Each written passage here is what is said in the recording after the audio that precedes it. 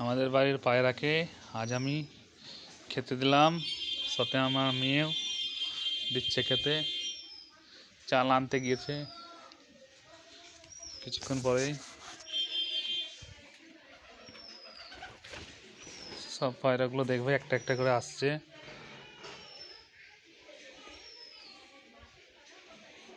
এটা আমাদের বাড়ির পায়রা। এই পায়রাগুলোকে আমি খুব ভালোবাসি। এইখানে আমাদের দেখছো বন্ধুরা, পায়রা থাকার জায়গা করেছি। এখানে মোটামুটি 50 থেকে 60খানা পায়রা থাকে। রোজ সকালে আর দুপুরবেলায় ও সন্ধ্যাবেলায় খেতে দেয়।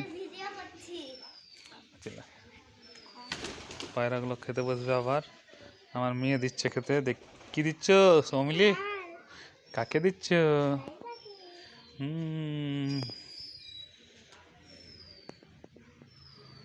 পায়রাগুলো খাচ্ছে।